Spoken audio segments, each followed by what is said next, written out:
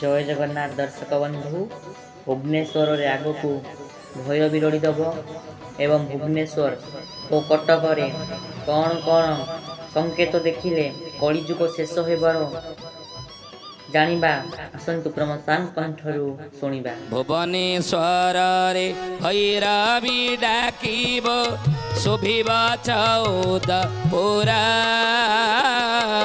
सेही डाक गोटी पापिंकी शुभिब मरिबे पापी सकल मरिबे पापी सकल हे सुजने मरिबे पापी सकल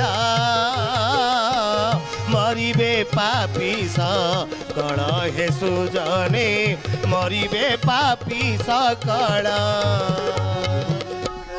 भुवनेश्वर रे भैरवी डाकिब आगुरु बारंबार आमे कहिचे भुवनेश्वर रे भैरवी केतेबेले डाकिब भुवनेश्वर रे भैरवी केतेबेले डाकिब ना निशा अर्थरे रहिण बासुआ बलद उभा होइथिब एक पादरे नृत्यण राति अथरे भुवनेश्वर रे दिने भैरवी डाकिब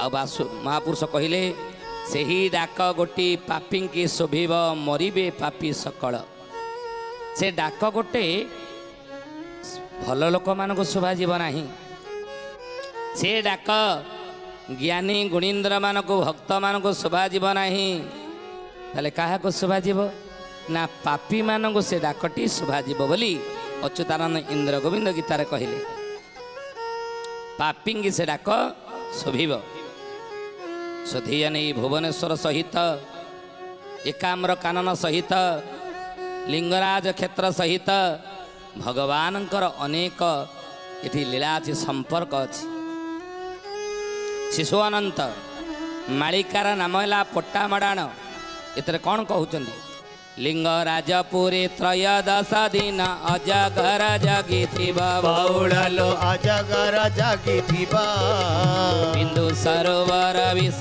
होई जीव जे छुईब नाश जीव। जय जगन्नाथ जय जगन्नाथ जय जगन्नाथ जय जगन्नाथ। लिंगराजपुरी त्रयोदश दिन अजगर जगिथिब बिंदु सरोवर विष होई जीव जे छुईब नाश जीव कहले बिंदु सरोवरटी विष होई जीव जे छुईब नाश जीव कहीं ना लिंगराजपुरे 13 दिन त्रयोदश कहले कौन 13 दिन अजगर जगिथिब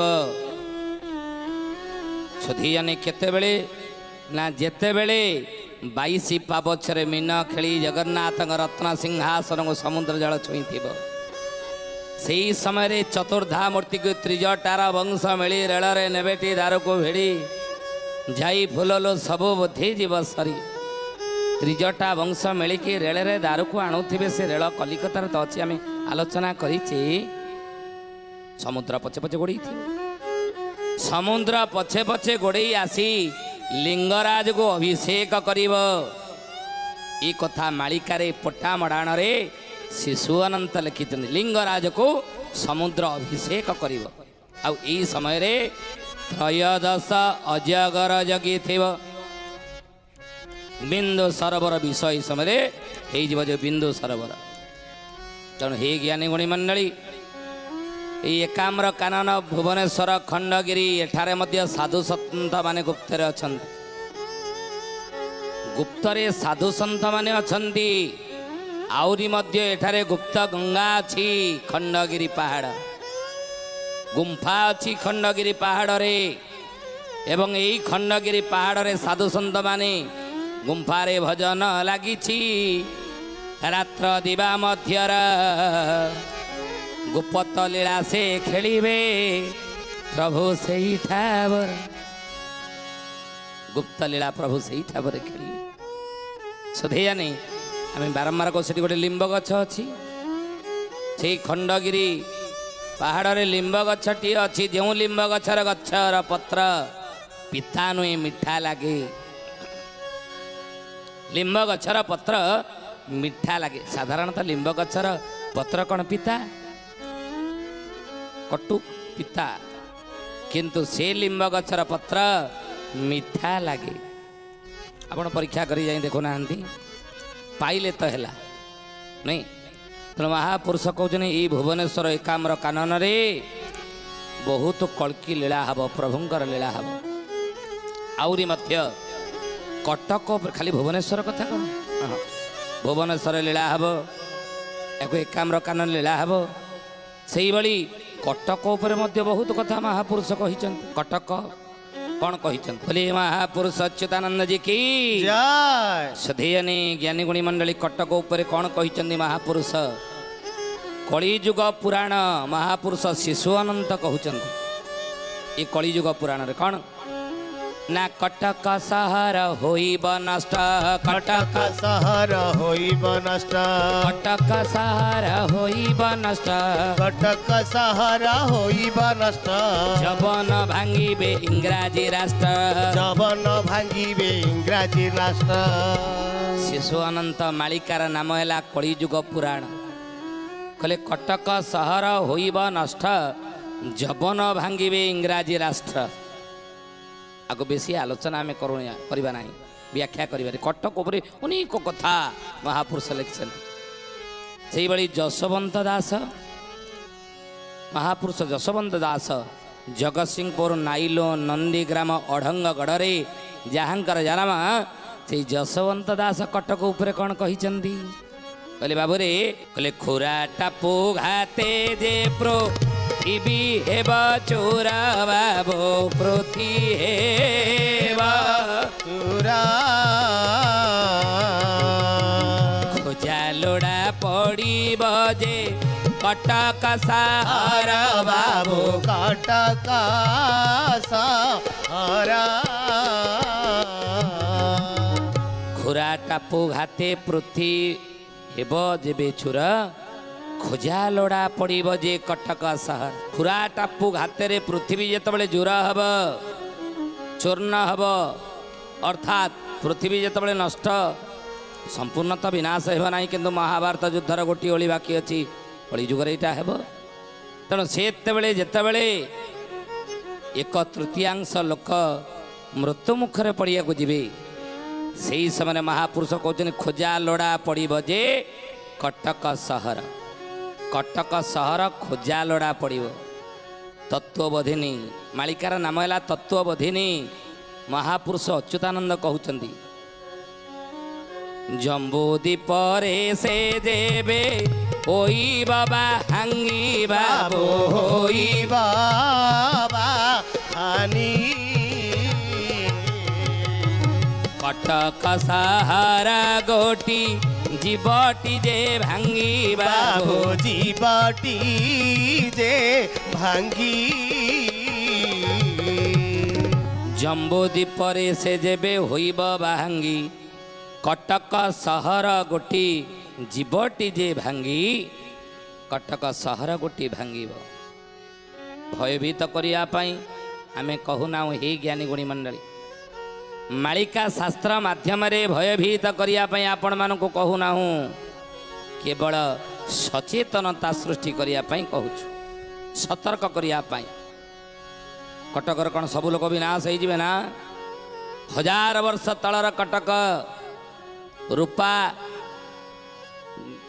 ଗଢ଼ାରେ ଇଏ ହେଉଛି ଅନନ୍ୟ ଅବଦାନ ନୁହେଁ।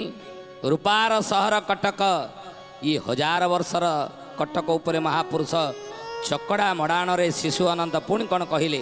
ନୂଆ ରେଳ ରାସ୍ତା କଟକରେ ହେବ ଭକ୍ତ ସନ୍ତୋଷ ହୋଇବେ, ବଉଳ ଲୋ ଭକ୍ତ ସନ୍ତୋଷ ହୋଇବେ, ମେଳ ଛପାତ କି ପାଷାଣ ମରିବେ, ଦିନ ଗଣୁଥାଅ ଏବେ। ଜୟ ଜଗନ୍ନାଥ, ଜୟ ଜଗନ୍ନାଥ, ଜୟ ଜଗନ୍ନାଥ, ଜୟ ଜଗନ୍ନାଥ। ନୂଆ ରେଳ ରାସ୍ତା କଟକରେ ହେବ ଭକ୍ତ ସନ୍ତୋଷ ହୋଇବେ, ମେଳଛ ପାତକି ପାଷାଣ୍ଡ ମରିବେ, ଦିନ ଗଣୁଥାଅ ଏବେ। ମେଳଛ ମାନେ ମରିବେ, ଆହୁରି ପାଷାଣ୍ଡ ମାନେ ମରିବେ। ମହାପୁରୁଷ କହୁଛନ୍ତି ପାତକି ମାନେ ମଧ୍ୟ ମରିବେ, ପାପୀ ମାନେ ମଧ୍ୟ ବିନାଶ ହେବେ। କେତେବେଳେ ନା ଯେତେବେଳେ ନୂଆ ରେଳ ରାସ୍ତା କଟକରେ ହେବ। କଟକରେ କ'ଣ ହେଇନି ନୂଆ ରେଳ ରାସ୍ତା? ହଁ, ये लीलाटी घटी सारे अर्थात नुआ रेल रास्ता कटक रे ही सारी जोड़ा से तुझे बेहेब सेठारे जोड़ा से तुझे हेब सेठारे लीला अनेक जे होइब तारे लीला अनेक जे होइब तारे जोड़ा से तो जेबे हेब सेठारे लीला अनेक जे होइबे तारे सेठारे तारे सेठारे हब लीला अनेक केतेबेले ना जेतेबेले महानदी रे जोड़ा सेतु हेब आ जोड़ा सेतु कौन ही सारिनी जोड़ा सेतु महानदी रे ही सारी माने लीला आगो को अनेक हेब महापुरुष पुणी मध्य कहिले रकत उद्गारी बासुमती जे कांदिब कटकरे जोड़ी सेतु से बेले होइब देखंतु कहले रकत उद्गारी बासु माता जे कांदिब पशु माता रक्त उद्गारी जेतबेले कांदिबे केतबेले ना जेतबेले ता उपरे पापर भार सहिबा असह्य हेब सेतेबेले बसुमाता रक्त उद्गारी कांदिब नुई कहंतिनी बसुमाता आज त्राही त्राही त्राही त्राही डाक देउछ